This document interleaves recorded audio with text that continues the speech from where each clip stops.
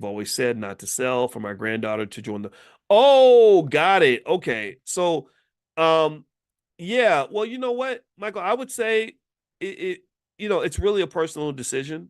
The Prime program, I think if you go to drboyceprime.com, I don't know what the fee is on the page, but I think that what I ask the students to consider is I just say make a simple comparison. Think of it like um, don't think of it like you did with college. With college, you spent a ton of money, and some of you feel like you overspent. You spent more than you actually gained. You gave $200,000, but you didn't get what you wanted.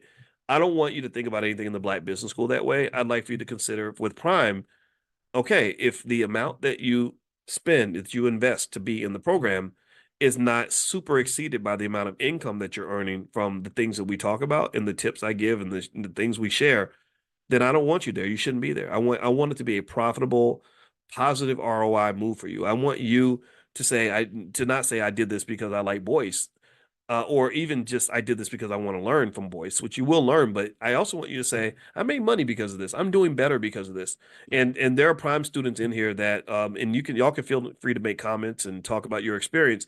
But there are a lot of Prime students in here where I know I've sat down with them, in class, and then sometimes I would do one-on-ones where I can show them specifically, okay, this is how you can have more money on Monday.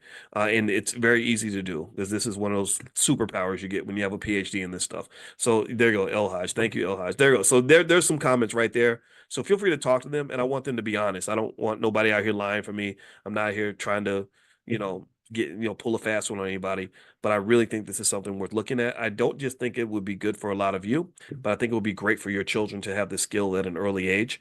In fact, if I could go back in time and have this be the only thing I did in high school, it would be that. Okay. So a couple more questions. And the URL is drboyceprime.com if you want to take a look. Boyce Prime. All right. Leslie Hughes, how much would you say is an adequate amount to have in long-term investments before we start Prime? Um, there's no specific number, Leslie. It kind of just depends on how you want to operate. I personally don't put more than say 25% of my wealth toward my options portfolio. So that might be a benchmark. Let's see. If you have CrowdStrike in your portfolio, would you sell them off? Um, no, I would probably just hold it. I would hold it because it's probably there may be an overreaction to the bad news on CrowdStrike. Let's see, where did we find how to develop an investment group?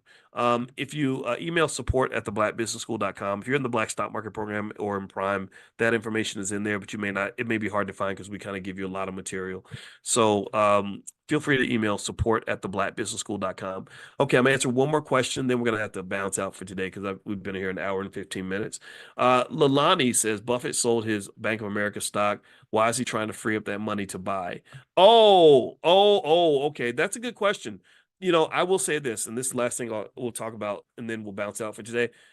There is a growing group of people that believes that the market could be in for a major, major drop.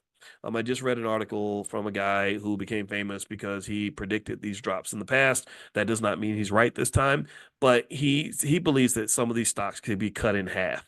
And so, one thing I would say is that the hard part about those kinds of predictions is that you don't know when it's going to happen. Like there was a guy who knew in 2015, 2016 that the Chinese real estate market was just a big bubble.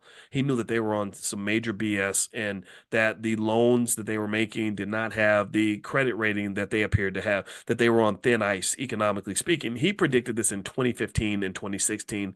Everyone told him he was crazy. The prices kept going up. He set up a short position. He got hammered. He lost $1 billion on this short position because the bubble kept on growing.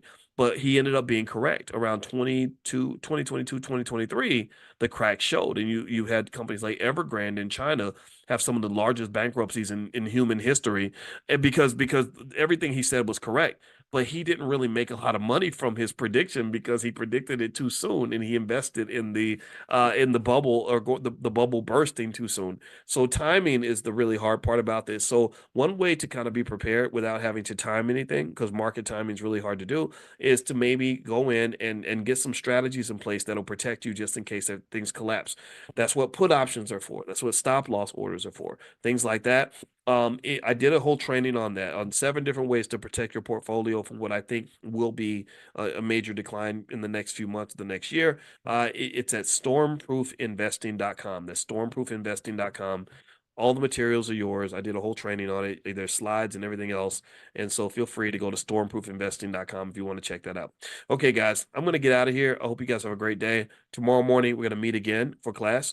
And if you're not on the text list, text the word morning, MORNING, to 87948. And also tonight, if you like Powernomics, as you know, Wednesday night, every Wednesday, we read Dr. Claude Anderson books. And so we're reading his book, The Black History Reader, which I think is really important right now, given that we're dealing with this whole election thing. I think that hearing from the elders like him is really important. So we're going to meet tonight at 8:30 p.m. Eastern. So if you're interested in Powernomics, and you want to be a part of that, then feel free to join us tonight. I'll just text if you're on the original text list. I'll just text you guys a link and you can join us tonight. And next week I may have to cancel because we're doing our trip to Egypt, and I got to get on a plane and go fly and start getting ready for that trip. And again, it's the trip sold out, but we are going to do another one to South Africa. And so around the time of the convention, we'll give you the details on that once I talk to Jay and set that up. All right, have a good day, everybody.